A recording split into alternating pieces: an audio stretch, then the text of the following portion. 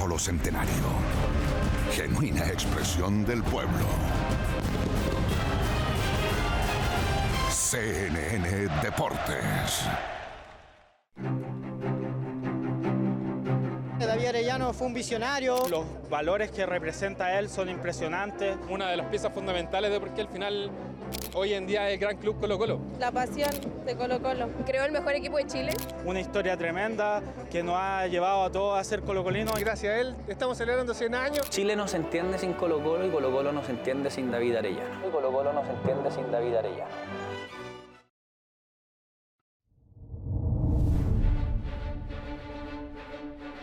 Mi bisabuelo con su hermano lo que hicieron fue una revolución.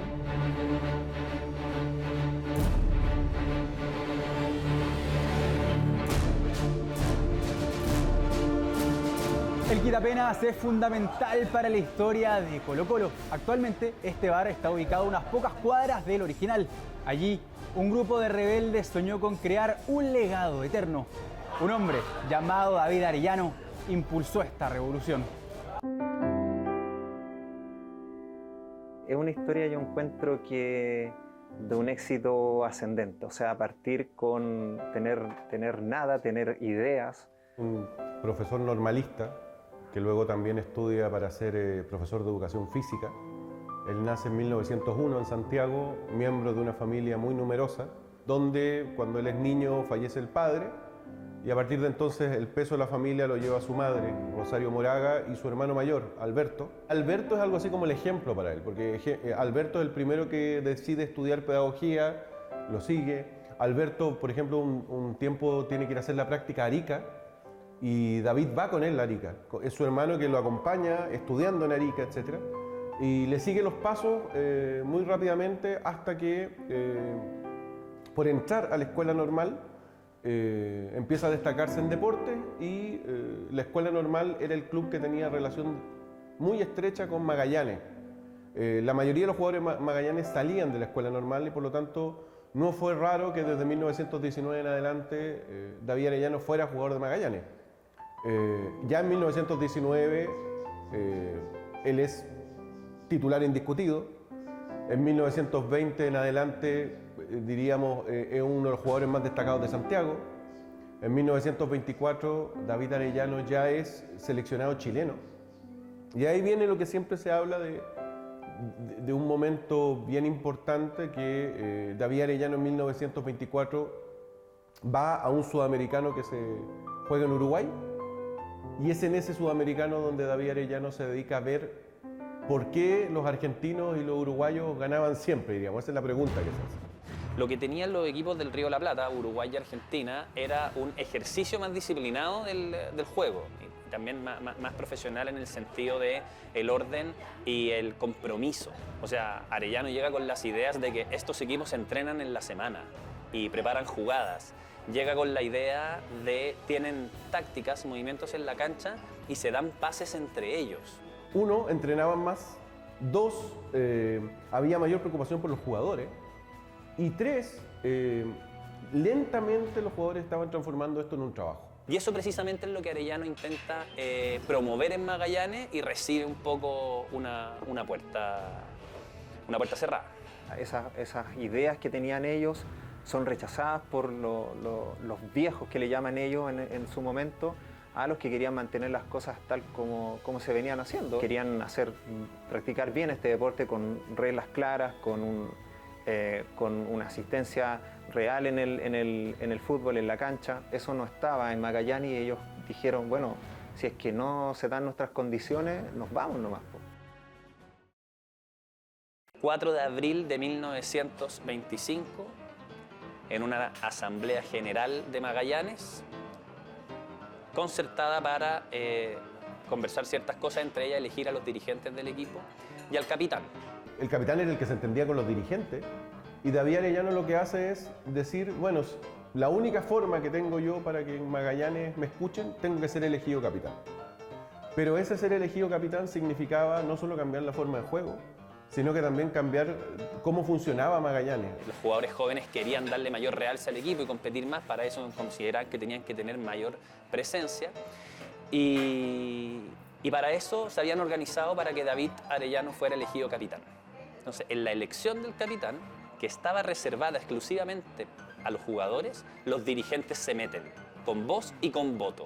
Y con esos votos nuevos, David Arellano pierde, empieza una protesta, los dirigentes no escuchan ninguna de las propuestas de David Arellano, además deciden castigar a David Arellano en su grupo, y ahí viene el famoso momento que cuando Juan Quiñones, uno de los compañeros y amigos de David Arellano, está hablando, tratando, diríamos, de ganar la discusión, el resto se da cuenta que no hay vuelta atrás. Con el famoso grito de Arellano, de David Arellano, que dice vámonos Quiñones, que jueguen los viejos. Y sale junto con su grupo de amigos y apenas da el primer paso, saliendo de esa reunión, comienza a escribirse la historia de Colo-Colo.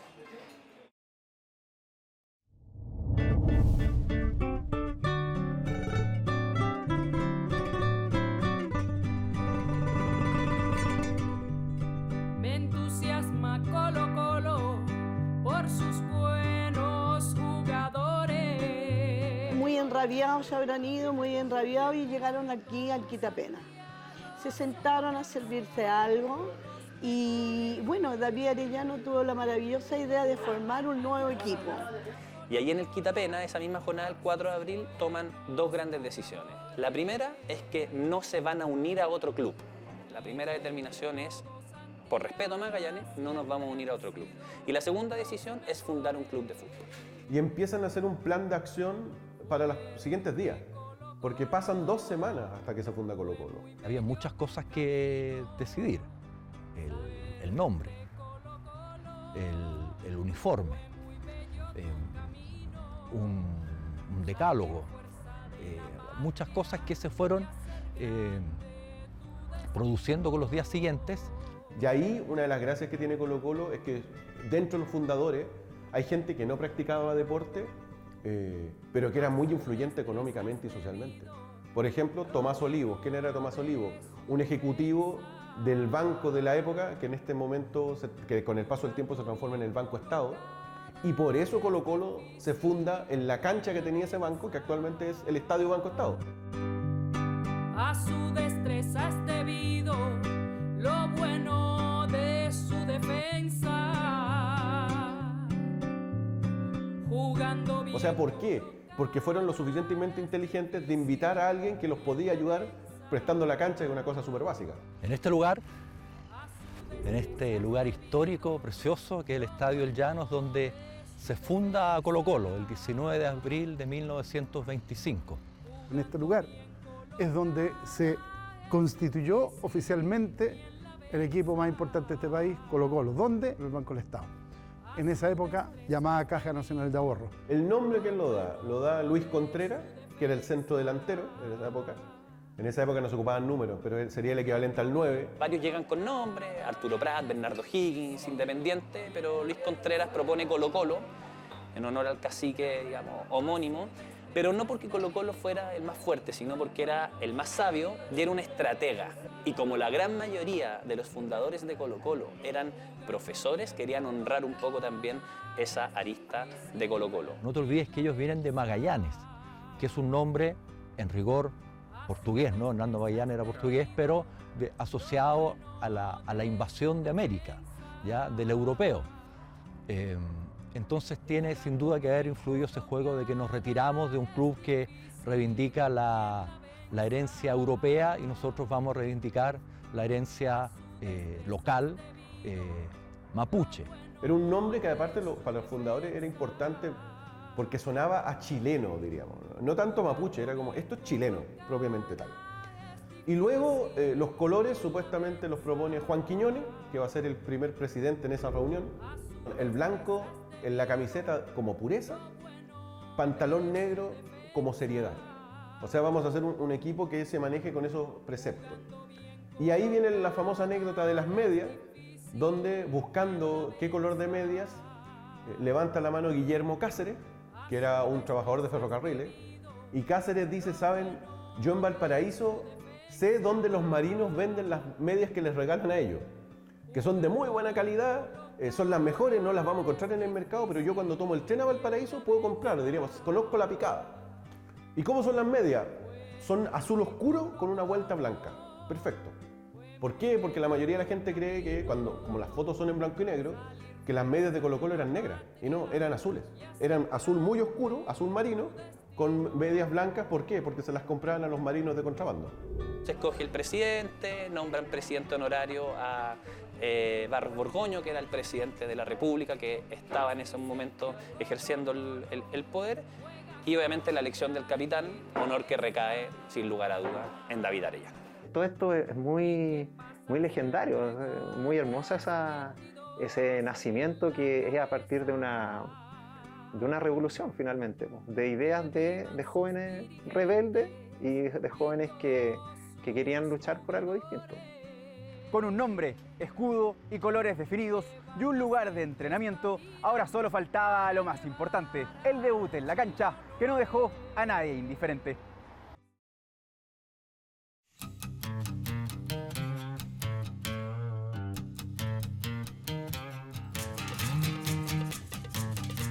El 20 de abril del 25, Colo-Colo se inscribe en la Liga Metropolitana de Fútbol. Y su debut es el 31 de mayo, su debut oficial, contra el English FC. Pero lo que llama la atención no es el resultado de este nuevo equipo, sino que es la forma en que se presentaron. Todos peinados a la gomina, le presentan al capitán del English College, le presentan y le obsequian un ramo de copihue. David Arellano se preocupaba de la presentación, David Arellano se preocupaba de las tácticas, David Arellano se preocupaba, por ejemplo, que todo el equipo saliera siempre peinado, pantalón impecable. Y esa actitud fue la que empezó a viralizar a este equipo inicialmente. No necesariamente su buen juego y sus buenos resultados, sino que la actitud con la que empezaron a enfrentar el juego. Hay cosas que llaman mucho la atención. Si Colo-Colo iba ganando por mucho y había un penal, tiraban el penal afuera. Algo así como, no, una señal de que vamos a ganar, diríamos, en buena lid. Esto marcó una diferencia gigante.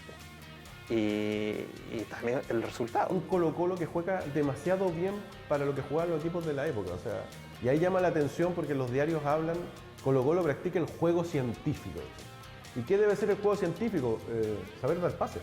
Porque en esa época, ¿cómo se jugaba? Tirar la pelota lo más arriba para que los delanteros chocaran contra el arquero rival.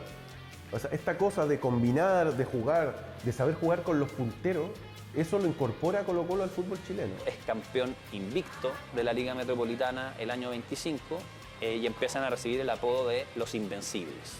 Hay partidos donde hace 14-2, 6-0, etcétera, no pierde ningún amistoso y empieza a obtener la fama de que es el mejor equipo de Chile.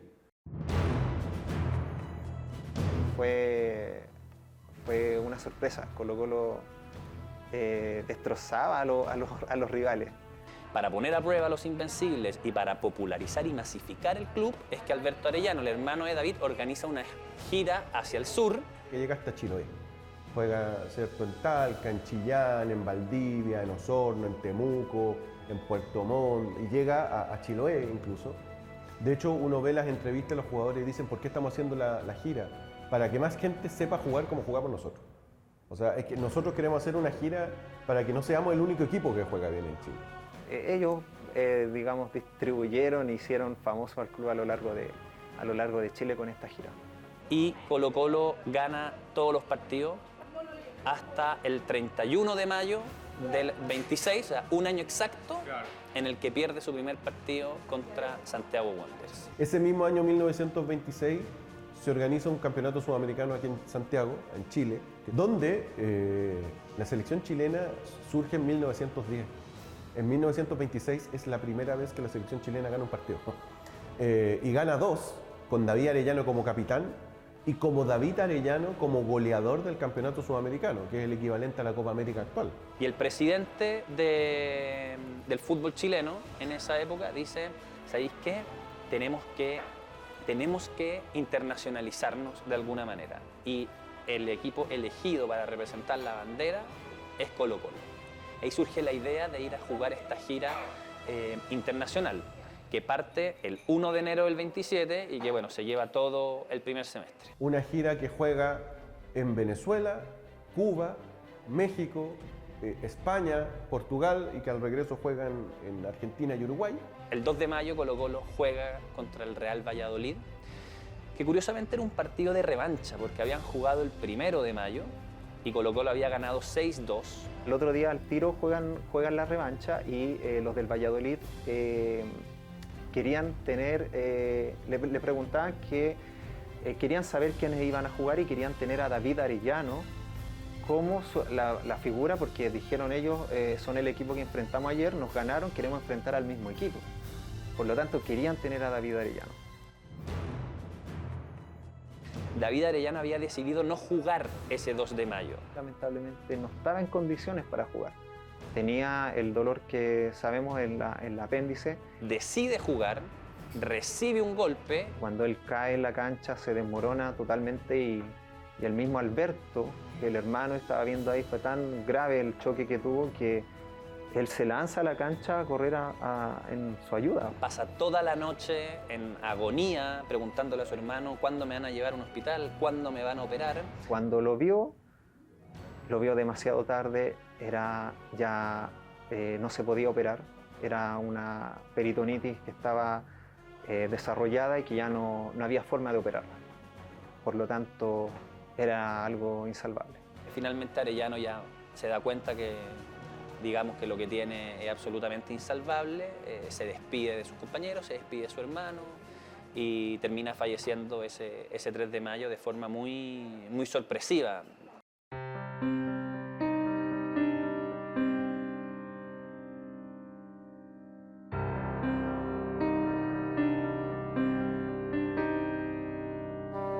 Colo-Colo gana un mártir y gana, diríamos, una identificación con los chilenos mucho más grande. Y de repente la gente se da cuenta a través de los periódicos de que su capitán, David Arellano, el alma más, la mente creadora o desde donde viene el club, fallece trágicamente. Es un golpe fatal.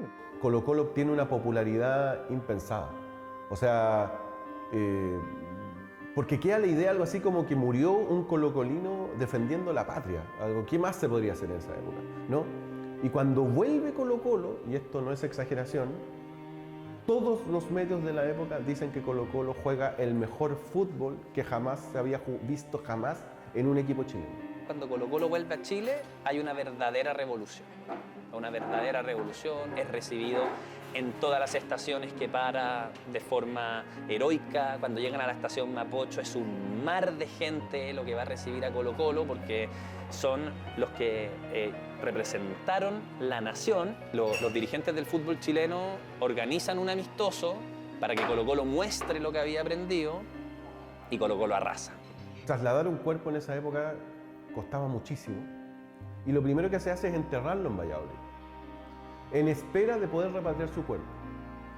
Al año siguiente, 1928, fallece la mamá de David Arellano. Fallece el 20 de abril, al día siguiente del aniversario de Colo-Colo. Y eso como que genera una pena, algo así, de decir, miren, la mamá de David murió esperando que volviera el cuerpo a su hijo. Hay que hacer algo. Y ahí empiezan a apurarse las gestiones, se involucra el gobierno, se involucra, diríamos, la Federación Chilena, el propio club colabora, y recién en 1929 se puede trasladar el cuerpo. Llega a Chile en septiembre de 1929, primero es recibido en Valparaíso, donde se le hacen honores, al día siguiente es recibido en Santiago, David Arellano es enterrado en el cementerio general. Marca una gran concentración de gente, una multitud que lo va a despedir y que de alguna manera, va poniendo en evidencia, va demostrando que Colo-Colo ya había dejado de ser solo un equipo de fútbol, que era ya muchísimo más que eso. A David Arellano no se le va a despedir por ser un ídolo del fútbol, que lo era. No se le va a despedir por ser un goleador de fuste, que lo era. No se le va a despedir solamente por haber sido un destacado seleccionado nacional, sino que se le va a despedir porque era el fundador de Colo-Colo. Los restos de David Arellano, Moraga, llegaron acá, al mausoleo de los viejos cracks de Colo-Colo recién el 29 de noviembre de 1979. Pero si bien sabemos que su cuerpo descansa en este lugar, su legado será centenario. La herencia de David Arellano, cuando funda Colo-Colo, tiene muchos legados posteriores. O sea, tiene lo que decíamos de Ferencváros, la revolución del 41. Tiene la revolución del 53, cuando llega Jorge Robledo a ser campeón, que lo importan, digamos, desde Inglaterra. Tiene naturalmente el Colo-Colo del 73, que es campeón volando el 72 en Chile, llega a la final de la Libertadores el 73. Mirko, ¿qué más revolucionario que Mirko? Tricampeón de Chile, campeón de Copa Libertadores. Benítez, Borghi, Esteban y ahora Arturo. Todos los jugadores o técnicos que vinieron después de Arellano han sido capaces de representar el espíritu revolucionario en cuanto a juego y actitud para que Colo-Colo sea hoy el equipo más grande de Chile. Claramente que el legado de David es algo que hasta el día de hoy nos guía y nos da como las fuerzas también para poder seguir encaminando este camino que es de una recuperación del club. Colo-Colo es para nosotros un lazo permanente de unión indestructible.